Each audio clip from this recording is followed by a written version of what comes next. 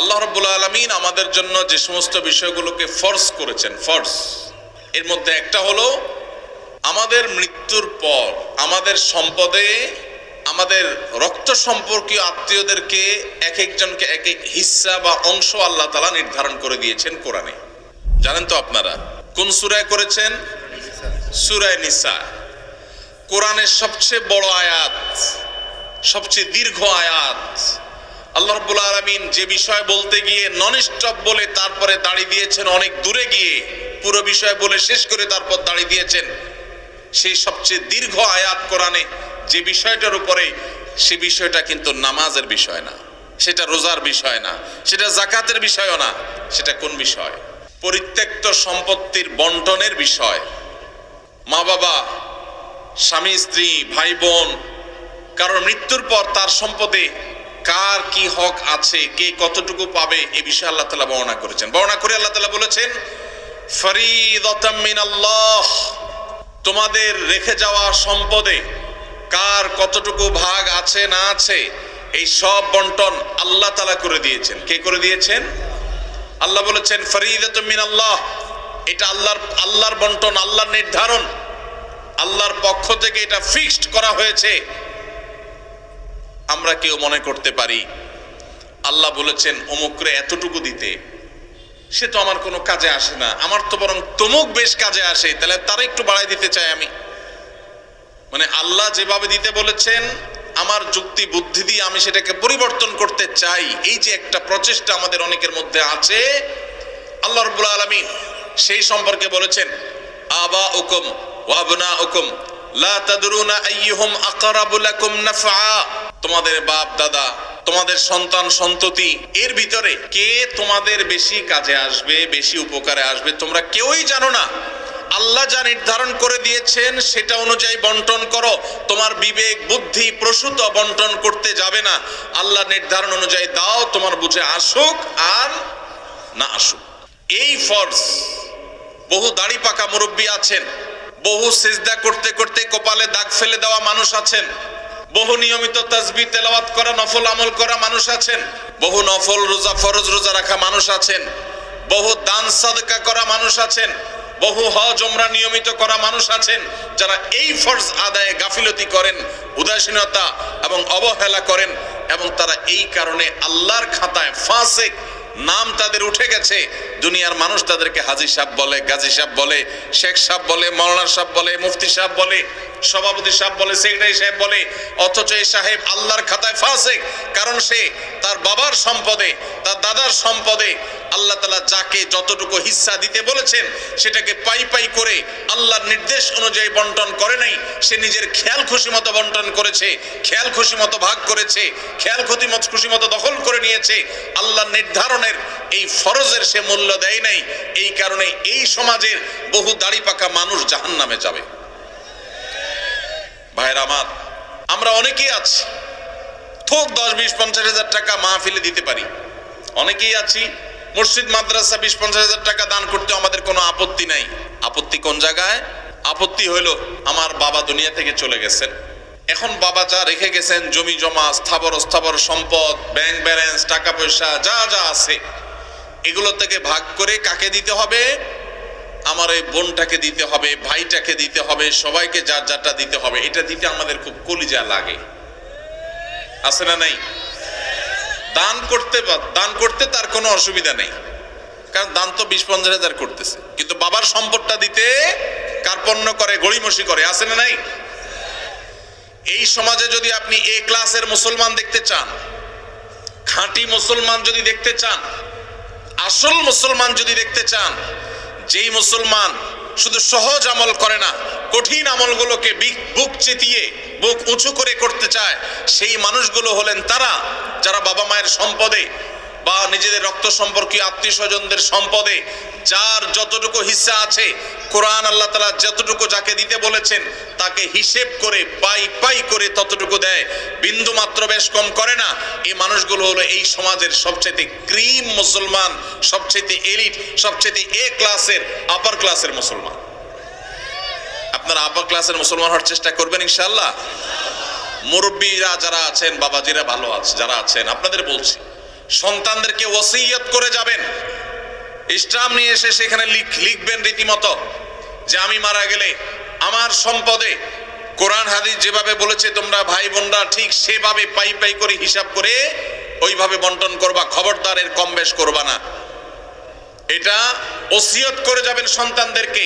এরপরে যদি কোনো সন্তান কিছু সম্পদ মেরে দেয়, ভাই বোনদের বঞ্চিত করে, কিছু থোক দিয়া লামসাম কিছু দিয়া তাদের কাছ থেকে দায় মুক্তির চেষ্টা করে, তাহলে ওই সন্তান দায়ী হবে। আর আপনি যদি জানেন আপনার মারা যাওয়ার পরে সন্তানরা এরকম সম্পদ নিয়ে তসরুফ করবে, 2 নম্বরই করবে, আর আপনি চুপচাপ চলে যান, তাদেরকে সতর্ক না করেন, তাহলে আপনিও আল্লাহর কাঠগড়ার আসামি হবেন। আর অনেক মুরব্বীরা আছেন যারা আপনাদের বোনদের সম্পদের হক দেন নাই, বাবার সম্পদ থেকে নিজেরা পাইছেন, বোনদেরকে দেন নাই, বোনদের সাথে চিটারি করছেন। কিভাবে চিটারি বলবো আমি? বাবার মৃত্যুর পর বোনরে দাওয়াত দিচ্ছেন, ভাগনাদেরকে দাওয়াত দিচ্ছেন, দুলাভাইরে দাওয়াত দিচ্ছেন, আইনা ধুমসে একটা খাওন দিছেন, খাওয়ায়া নতুন নতুন বাজার থেকে শাড়ি টাড়ি আনছেন, আইনা বোনদেরকে শাড়ি, ভাগনাদের কাপড় চোপড়, দুলাভাইরে লুঙ্গি, যার যা মনে চাইছে দিছেন, ধুমসে খাওয়ায় টাওয়ায় এখন আলাপ উঠাইছেন।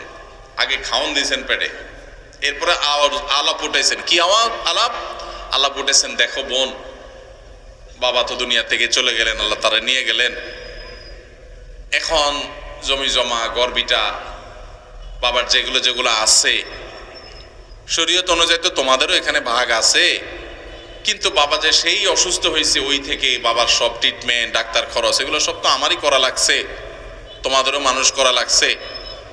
এখন এখানে তোমাদের ভাগ আছে সেটা তো আমি জানি, এখন এগুলা কি করা তোমরাই বলো, বল তোমাদের কোটে, বল তোমাদের কোটে। এটা হলো খুব সূক্ষ্ম চিটারি, এটার নাম হলো সূক্ষ্ম চিটারি। ডাকাতি বাটপারির বিভিন্ন ধরন আছে, তো এটা এক প্রকারের বাটপারি। কেন বাটপারি বললাম? কারণ ওই যে বোনটাকে বললেন বাপের বাড়িতে আয়না খাওয়াইয়া দাওয়া, বাপ মরার পরে মনটা এমনি নরম, আরো মেয়ে মানুষ, যখন এটা বলছেন আপনি, তখন সে কি বলবে বলেন? কি বলবে? বলবে থাক ভাই, আমার কোনো দায় দাবি নাই, আপনি তো কষ্ট মষ্ট করছেন, বাবার সব ডাক্তার কবিরাজ খরচ দিচ্ছেন, দেখাশোনা করছেন, থাক আমাদের দিতে হবে না, আপনি দোয়া করে দিয়েন। মনের ভিতরে ব্যথা চাপায়া মেয়ে মানুষ মাত্র খাওয়াইছে ভাই, এখন যদি মুখের উপরে যদি বলে ভাই কি খরচ বরচ হয়েছে সেগুলো সব কাইটা রাখা, বাকি যেগুলো থাকে এগুলোতে আমাদের কত হয় হিসাব নিকাশ করে দিয়ে দিয়েন, এটা বললে ওই বোনের আর রক্ষা আছে? পুরো এলাকাতে বদনাম ছড়ানো হবে যে আমার বোন বাপটা মইরা সারে নাই, কবরে রাইখা সারি নাই, এখন সে ভাগ চাইতে আসছে। এবার আমরা শুরু করব তাকে দুর্বল জায়গায় আঘাত করে তাকে দুর্বল করার। এই রোগটা আমাদের সমাজে আছে না নাই? মুরব্বীরা বাবাজিরা যারা আছেন কান খাড়া করে শুনে রাখেন, লম্বা দাড়ি নিয়া, তসবি তালিল নিয়া, নামাজ রোজা নিয়া ওয়াজ শুনতে শুনতে কানটা ঝালাফালা করে গেছেন, 2 পয়সার কোনো লাভ হবে না। যদি বোনদের হক মেরে থাকেন, কিয়ামতের ময়দানে এই বোন দেখবেন দাঁড়ায় গেছে, এক চুল পরিমাণ ছাড় হবে না। যত আমল করেছেন সব দিয়ে জাহান্নামে যেতে হবে যদি বোনদের হক মেরে থাকেন। এই জন্য বাবারা এই চিটারি করা যাবে না, ভাইয়েরা এই চিটারি করা যাবে না। যেসব ভাইয়েরা বাবা মার মৃত্যুর পর বোনদের হক দেন নাই, অনেকে মায়ের হক দেয় না, মায়েরও হক আছে। আপনার বাবা মারা গেছেন, আপনার মা তার স্বামীর সম্পদে তার হক আছে না নাই? কয়জন সন্তান বলতে পারবেন যে আমার বাবা মারা গেছে, মাকে হিসাব করে দিয়ে দিছি? কয়জন বলতে পারবেন? এক ভাই হাত তুলছেন। আর আছেন যে মাকে হিসাব করে দিয়েছেন? আরেক ভাই হাত তুলছেন মাশাআল্লাহ, আরেক ভাই হাত তুলছেন, 2-4 জন হাত তুলছেন মাশাআল্লাহ। বেশিরভাগ মানুষ হাত তোলেন নাই। অনেকের হয়তো বাবা আল্লাহ তাআলা বাঁচায় রাখছেন, আরো বাঁচায় রাখুক, আমরা দোয়া করি। কিন্তু যদি দুনিয়া থেকে চলে যায় তাহলে ওলামায়ে কেরামের কাছ থেকে মাসআলা জেনে কোরআন যাকে যতটুকু দিয়েছে তাকে ততটুকু দিবেন তো ইনশাআল্লাহ? কারা কারা দিবেন? হাত তোলেন, হাত তোলেন, পাক্কা নিয়ত করে হাত তোলেন, আন্দাজে হাত তুলবেন না।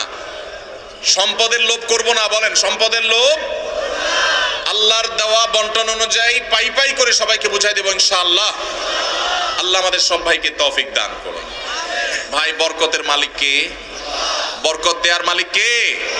আল্লাহ। যদি বরকতের মালিক এটা বিশ্বাস করেন, তাহলে আপনার বাবার সম্পদে, মায়ের সম্পদে, ভাইয়ের সম্পদে, বোনের সম্পদে, আপনাদের পরস্পরের সম্পদে তার মৃত্যুর পর যার যতটুকু পাওনা আছে, আল্লাহ বলছে তাকে 1/3 দাও, আল্লাহ বলছে তাকে 50% দাও, আল্লাহ বলছেন কাকে এতটুকু দাও, আরেকজনকে এতটুকু দাও, যাকে যতটুকু দিতে বলেছেন তাকে ততটুকু যদি দিয়ে যান, আপনি ফকির হয়ে যাবেন, অভাবী হয়ে যাবেন, আপনার সব শেষ হয়ে যাবে। এটা কোনো মুসলমানের বিশ্বাস হতে, আল্লাহর নির্দেশ অনুযায়ী যার যতটুকু পাওনা যদি আমি দিয়ে দেই, আল্লাহ তাআলা আমাকে বরকত দিবেন না দিবেন না? আর আল্লাহ যখন বরকত দেন তখন অল্পতে অনেক হয়ে যায়, আর আল্লাহ যখন বরকত দেন না তখন পাহাড় পরিমাণ সম্পদ থাকলে মানুষ অভাবী আর ভিখারি থাকে। ভাইরা আমার, আল্লাহ সম্পদও দিয়ে দেয়, আবার ক্যান্সারও দিয়ে দেয়, দেয় না? দেয় না? বরকত এবং কল্যাণ ভিন্ন জিনিস। এই জন্য যুবক ভাইরা যারা আছেন তাদেরকে বলবো, নিয়ত করে নেন, ছোট লোকই করবেন না, নিচু চিন্তা করবেন না। যেসব ভাইরা মনে করেন যে বাবার জন্য আমি তো অনেক খরচ করছি, তাহলে আমি সব সম্পদ রেখে দিব, জি না। বাবার জন্য খরচ করা আপনার নৈতিক দায়িত্ব। আপনার যদি টাকা থাকে তার ট্রিটমেন্ট খরচ দাঁড়ানো আপনার দায়িত্ব। এর মানে এই না যে বাবার সম্পদ থেকে আপনি সেটা কাটাকাটি করবেন। হ্যাঁ, যদি এমন থাকে যে বাবার সম্পদ ক্যাশ টাকা আছে, সেটা ট্রিটমেন্ট করা যায়, তাহলে সেটা দিয়ে আপনি বাবার ট্রিটমেন্ট করেন, কোনো অসুবিধা নাই। বাবার যদি না থাকে আর আপনার থাকে, সন্তান হিসেবে আপনার উপরে ফরজ বাবার ভরণ পোষণ দেওয়া। অতএব সেটার জন্য ভিটা মাটি এগুলো সব রেখে দিবেন, এটা করা যাবে না। প্রয়োজনে সেগুলা জমি জমা বিক্রি করে বাবার ট্রিটমেন্ট করবেন। এরপরে যেটা ঠিকবে সেটা বন্টন করবেন। বোনরা নিতে না চাইলেও জোর করে দিবেন, দিবেন তো ইনশাআল্লাহ? ফুফুদের হক, বোনদের হক, ভাইদের হক পাই পাই করে দিবেন। অনেক বড় ভাই আছে, চান্স পাইলে ছোট ভাইদের ল্যাং মারে ছেড়ে দেয়, নিজেরা সব দখল করে নেয়, আছে না নাই? আল্লাহকে ভয় করেন। এই ফরজটা অবহেলিত ফরজ। নামাজের ফরজ অনেকে আদায় করেন। আমার কাছে নালিশ আসে, অনেক ফ্যামিলির বিভিন্ন ভাইরা নালিশ নিয়ে আসেন, ভাইয়ে হক মেরে দিস, যে হক মারছে তার দাড়ি মাশাআল্লাহ একেবারে পেট পর্যন্ত চলে আসছে, কিন্তু হক মারতে তার বুকও কাঁপে নাই। এইরকম 2 নম্বর দাড়িওয়ালা মানুষ আছে না নাই? এই 2 নম্বর দাড়ি আল্লাহর কাছে অ্যাকসেপ্ট হবে। এখন আবার নতুন এক শয়তানি শুরু হয়েছে, সেটা হলো আল্লাহ রাব্বুল আলামিন বাবা মায়ের সম্পদে ছেলেদেরকে মেয়েদের দ্বিগুণ সম্পদ দিতে বলেছেন, ভাগ দিতে বলেছেন। মেয়েরা যদি টোটাল সম্পদের 10 টাকা পায় একজন মেয়ে, তাহলে একজন ছেলে পায় 20 টাকা। এখন আমাদের দেশে কয়দিন পর পরই কিছু সুশীল আছেন যারা আল্লাহর কোরআনেরও সংশোধন করতে চায়, নাউজুবিল্লাহ। তারা দাবি তোলে যে সমান অধিকার দিতে হবে, এবং সমান অধিকার কথাটা শুনতে বেশ সুন্দরই শোনা যায়, ভালোই লাগে। আমরা অনেকে বিভ্রান্ত হয়ে যাই। তাই তো একই বাবার সন্তান হয়ে মেয়ে যদি 1 আনা পায়, ছেলে কেন 2 আনা পাবে? ছেলেও সন্তান, মেয়েও সন্তান, তাহলে মেয়ে 1 আনা পাবে, ছেলে 1 আনা পাবে, এমন হওয়া দরকার। মেয়ে 1 আনা পাবে, ছেলে 2 আনা পাবে, এটা কেন? বাহ্যিকভাবে এটা মনে হয় বৈষম্য করেছে। ভাইরা আমার, আমরা সবাই জানি আল্লাহ রাব্বুল আলামিন যত ফ্যামিলির খরচ আছে, এই সব খরচগুলো ছেলেদের উপরে বর্তাইছে না মেয়েদের উপরে বর্তাইছে? স্বামীর উপরে না স্ত্রীর উপরে? স্বামীর উপরে। কত রকমের খরচ? সব রকমের খরচ। বিয়ে করবে মেয়ের বিয়ে হবে, বিয়ের খরচ কি মেয়ের জোগাড় করা লাগে? কার জোগাড় করা লাগে? বাপের বা ভাইয়ের। ছেলে বিয়ে করবে, খরচ জোগাড় করা লাগে কার? ছেলের নিজের। আরেকজন কয় বাবার। আপনার বাবা আপনার খরচ দিছে? কপালালা মানুষ, তাহলে ভালো বাপ পাইছেন আপনি। ভাইরা আমার, বিয়ের খরচ কে দেয়? ছেলেদের নিজেরা। বিয়ে করার সময় টাকা পয়সা জোগাড় করে বাজার সদাই করে বিয়ে শাদী করলো। শ্বশুরবাড়ি যাওয়ার সময় নতুন বউরে নিয়ে যখন শ্বশুরবাড়িতে যাচ্ছে, মিষ্টি মন্ডা কেনার পর বিলটা কি বউয়ে দেওয়া লাগে না জামাই দেওয়া লাগে? তাহলে শ্বশুরবাড়ির মিষ্টির খরচও সে দিল। আবার শ্বশুরবাড়ির বেড়ায় যখন বাপের বাড়ি আসতেছে, এখন বাপের বাড়িতে আসার সময় আবার ফলমূল যা কিনছে টিনছে এগুলোর বিল কে দেওয়া লাগে? ছেলে। তাহলে নিজের বিয়ের খরচও নিজের, শ্বশুরবাড়ির মিষ্টির খরচও ছেলের, আবার বাপের বাড়ির ফলের খরচও তার, বাসা ভাড়াটাও তার, বাজার সদাই খরচও তার, নিজের খরচ তো তার আছেই, বউয়ের খরচটাও তার, ছেলে মেয়ের খরচটাও। তাহলে খরচের বেলা সে 16 আনা, আর পাওয়ার বেলায় মেয়ের চাইতে 1 আনা বেশি। এটাতে কি ছেলেরকে আল্লাহ তাআলা অনেক বেশি দিয়ে ভাষায় দিয়েছেন আর মেয়েদেরকে আল্লাহ তাআলা ঠকাইছেন? নাউজুবিল্লাহ, এরকম? তাহলে যে সমস্ত মাথা মোটা মানুষরা মনে করেন মেয়েদের প্রতি বৈষম্য হয়েছে, নাউজুবিল্লাহ, তারা মূলত একটা নির্দিষ্ট এজেন্ডা বাস্তবায়ন করতে চান। তারা এত গবেট না যে এই হিসেব বুঝবে না। খরচের বেলা ছেলে 16 আনা, আপনি একজনকে বাজারে পাঠায় বলছেন নাও 10 টাকা দিলাম, এটা আনবা ওইটা আনবা ওইটা আনবা, 4-5টা আইটেম বলে দিলেন, দিয়া বললেন 10 টাকা দিলাম। আরেকজনকে 5 টাকা দিয়ে বললেন তোমার কিছু আনা লাগবে না, যা খুশি করো, নিজে খাও, ফুর্তি করো। কি বলেন? 10 টাকা আলাকে বেশি দিছে না 5 টাকা আলাকে বেশি দিছে? এখন যদি বলে ভাই কেন বৈষম্য করলেন, আমাকে 5 টাকা দিলেন, ওনারে 10 টাকা দিলেন, সমান সমান দেয়া দরকার, এই দাবি কি যৌক্তিক না অযৌক্তিক? এই অযৌক্তিক দাবি বিভিন্ন সময় আমাদের সমাজে কিছু সুশীলরা, নামধারী কিছু সুশীলরা তারা তোলে। এরা কেন তোলে? আমি যেটা বলছিলাম, একটা দুর্বিসন্ধি আছে। সেই দুর্বিসন্ধিটা কি? আমাদের এই সাবকন্টিনেন্টে মুসলমান তো মুসলমান, আমাদের হিন্দু ভাইরা, খ্রিস্টান ভাইরা, বৌদ্ধ ভাইরা, এই অঞ্চলের সব ধর্মের মানুষদের একটা কমন কালচার আছে। সেটা কি? সেটা হলো পুরুষরা তারা বাহিরের জগৎটা দেখভাল করে, টাকা পয়সা কামাই করা, রুজি রোজগার করা, যা লাগে সব বাহিরের সব দেখে, বাজার সদাই সব দেখে। আর ভেতরের সাইডটা কে দেখে? মহিলারা দেখে। এটা হলো আমাদের সাবকন্টিনেন্টের ধর্মীয় এবং আমাদের সামাজিক কালচার। এবং এটা আমাদের কালচার বললে ভুল হবে, এটা মানব সভ্যতার শুরু থেকে চলে আসা একটা কালচার। পৃথিবীর অমুসলিম প্রধান দেশগুলো, বিশেষ করে পশ্চিম অঞ্চল, তারা এই কালচারটাকে পরিবর্তন করে ফেলেছে। তাদের সমাজে কি হয়? বাসা ভাড়া নিলে অর্ধেক খরচ জামাইয়ে দেয় আর অর্ধেক খরচ বয়ে দেয়। জানেন তো আপনারা? বাজার সদাই সবকিছু 50% ভাগযোগ করে দেয়। এখন এই যে মেয়েদেরকে সমান অধিকার দেওয়ার নাম করে বাবার সম্পদে ছেলেদের সমান দিতে যারা দাবি করছেন, তারা মূলত চান আমাদের এই সমাজটাও পশ্চিমা সমাজের মতো হয়ে যাক, অর্থাৎ মেয়েরা পাওয়ার বেলায় তারা অর্ধেক পাবে, ছেলের মতো সমান সমান পাবে, খরচের ক্ষেত্রেও তারা সমান সমান শেয়ার করবে।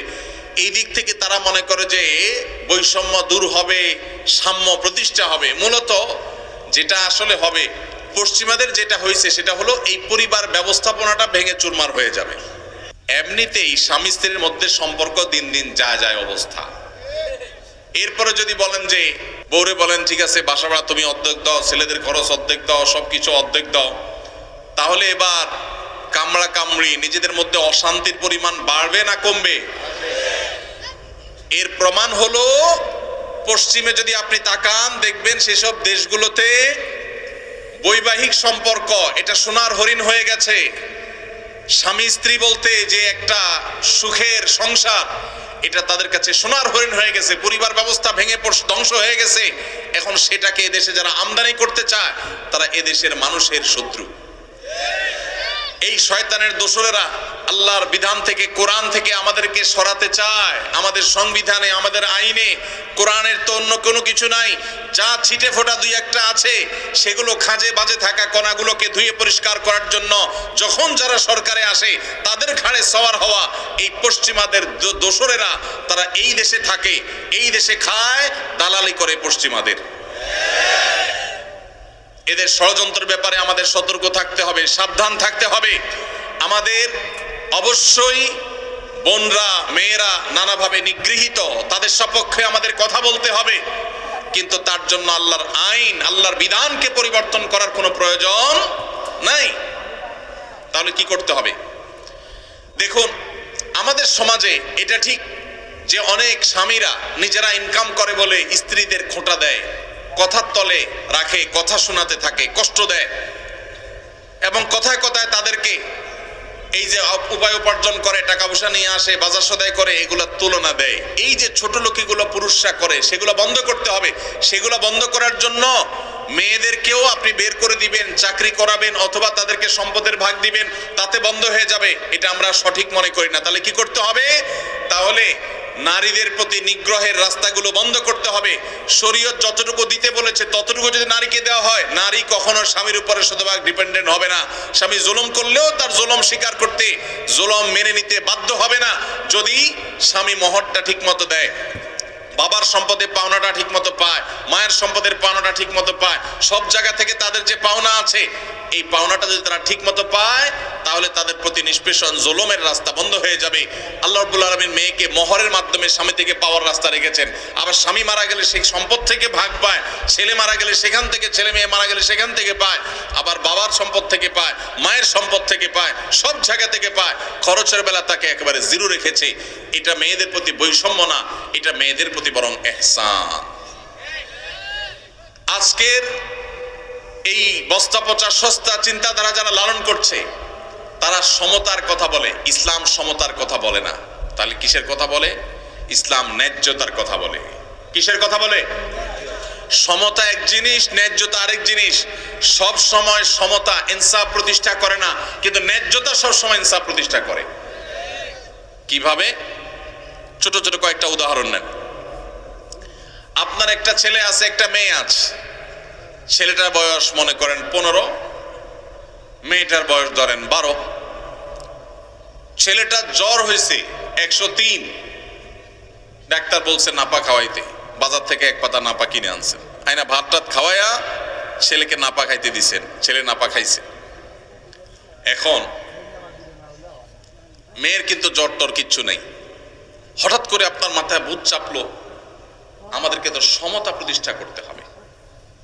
তাহলে আমার সন্তান, ছেলেও আমার সন্তান, মেয়েও আমার সন্তান, একটারে নাপা খাওয়াইলাম, আরেকটাকে খাওয়াইলাম না, এটা তো জুলুম হইল। এই জন্য মেয়েরে বলছেন হা কর, হা কর। হা করায় আপনার সুস্থ সবল মেয়েটারে আপনি নাপা খাওয়াই দিলেন। সমতা এখানে হয়েছে না হয় নাই? কি হয় নাই? ওয়াজ কি বুঝে শুনেও কথা বলে না, না বুঝে জবাব দেন। সমতা হয়েছে না হয় নাই ভাই? সমতা হয় নাই? ছেলের একটা নাপা খাওয়াইছে, মেয়ের একটা নাপা খাওয়াইছে, সমতা হয়েছে না? কিন্তু ইনসাফ কি হইল? ইনসাফ কি হইল? জুলুম হয় নাই? সুস্থ মানুষকে নাপা খাওয়ায় কিডনি নষ্ট করার কাম হয় নাই? ভাইয়ের আমার, ইসলাম সমতার কথা বলে না। সমতা বললে শুনতে খুব মুখরোচক শোনা যায়, সব জায়গায় সমতা হইলে ভালো হয় না। ন্যায্যতাটা সবসময় ভালো হয়। আল্লাহ ন্যায্য দিতে বলেছেন, ন্যায্য যার যতটুকু দরকার। একটা ছেলে 20 বছর বয়স, আরেকটা 10 বছর। ঈদ আসতেছে, রমজানে মার্কেটে যায় কেনাকাটা করলে আমল নষ্ট হবে, এই জন্য আগে ভাগে ঈদের জামা কিনতে গেছেন। এখন যা জামা কিনে ফেলছেন, একটা পাঞ্জাবি, 2টা পাঞ্জাবি কিনছেন। যেহেতু আপনার মাথায় ভূত ঢুকছে, ওই যে পশ্চিমের ভূত, যে সমতা প্রতিষ্ঠা করতে হবে, সমান অধিকার দিতে হবে, সেজন্য কি করছেন? জামা কিনতে যায়, জামাতে কিনতে গিয়া দোকানদারে বললেন, ভাই আমার 2টা জামা দেন, সেম ডিজাইনের, সেম কালারের, সেম সাইজের। 2টা জামা নিয়ে আসলেন। আইনা 20 বছরের ছেলেরে যে পাঞ্জাবি দিলেন, একই সাইজের পাঞ্জাবি 10 বছরের ছেলেরাও দিলেন। সমতা কি হয়েছে না হয় নাই? ন্যায্যতা কি হয়েছে? ইনসাফ কি হয়েছে? এটা ছোট ছেলের সাথে তামাশা হয়েছে নাকি হাদিয়া দেওয়া হয়েছে? তামাশা হয়েছে। অতএব আল্লাহর বিধানকে যদি কেউ পরিবর্তন করে তথাকথিত সমতা প্রতিষ্ঠা করতে চায়, তাহলে সেটা দেখতে মনে হবে, শুনতে মনে হবে যে অনেক ভালো কিছু করেছে, আসলে সেটা হবে সবচাইতে ক্ষতিকর। ভাইরা আমার, এরকম শত শত উপমা দেওয়া যাবে, শত শত উদাহরণ দেওয়া যাবে, শত শত দৃষ্টান্ত দেওয়া যাবে, যেগুলো দিয়ে সাব্যস্ত করা যাবে ইসলাম ন্যায্যতার কথা বলে, সমতার কথা নয়। কোন জায়গায় একজনকে বেশি দিতে হচ্ছে, আরেক জায়গায় আরেকজনকে বেশি দিতে হচ্ছে। যেখানে যতটুকু প্রয়োজন সেখানে ততটুকু দেওয়া, এটা হলো আল্লাহর বিধান। আর মন গড়া তথাকথিত সমতা, এটা হলো মুখরোচক, শুনতে সুন্দর শোনা যায়, ভালো শোনা যায়, কিন্তু সেটা বাস্তবতা বিবর্জিত। আমরা যদি দেখি পৃথিবীর যে সমস্ত সমাজ আল্লাহর এই বিধান মতো সমাজ পরিচালনা করে না, পরিবার পরিচালনা করে না, তাদের সমাজে বাহ্যিক উন্নতির অনেক প্যারামিটারে তারা এগিয়ে গেছে, কিন্তু তাদের পরিবার ব্যবস্থাপনায়, দাম্পত্য সম্পর্কগুলোতে তারা মিসকিনের মতো অসহায় হয়ে যাচ্ছে দিন দিন। কোনো বিশ্বাস নাই, কোনো ভক্তি নাই, ভালোবাসা নাই, পরস্পরের কোনো প্রকার আন্তরিকতা নাই। আল্লাহ তাআলা আমাদের সবাইকে আল্লাহর এই গুরুত্বপূর্ণ ফরজ বিধান, কারণ মৃত্যুর পর তার সম্পদে আল্লাহ কোরআনে যাকে যতটুকু দিতে বলেছেন, আল্লাহ আমাদের সবাইকে তাকে ততটুকু দেওয়ার তৌফিক দান করুন। এর জন্য মানসিক সৎ সাহস লাগে, সৎ সাহস লাগে। এই দেশে মেয়েদেরকে আল্লাহ যতটুকু দিতে বলেছেন, যদি সব ভাইয়েরা বোনদেরকে দিয়ে দেয়, বাবারা মেয়েদেরকে দিয়ে দেয়, সন্তানরা মায়েদেরকে দিয়ে দেয়, স্বামীরা স্ত্রীদেরকে যদি ততটুকু দিয়ে দেয়, তাহলে মেয়েরা এমনিতেই রানীর মতো সিংহাসনে ভাসবে। মেয়েদের কোনো অভাব থাকবে না, কোনো স্বামী টাকার খোঁটা তাদেরকে দিতে পারবে না। আপনি নিজে বোনের হক দেন নাই, স্বামীর সংসারে তার মুখটা ছোট। আপনি নিজে আপনার মেয়েকে বিয়ে দিয়েছেন, অনেক টাকা খরচ হয়েছে, এই খোঁটা দিয়া সম্পদ থেকে তাকে বঞ্চিত করে দিয়েছেন, সে স্বামীর সংসারে ছোট। সব জায়গা থেকে যদি তার অধিকারগুলো সব দেওয়া হয়, তাহলে সেই সংসারে সে ছোট থাকবে না, তার হাতেও ক্যাশ টাকা থাকবে ইনশাআল্লাহ। অতএব এই ফরজটা আমরা সবাই আদায় করবো তো ইনশাআল্লাহ।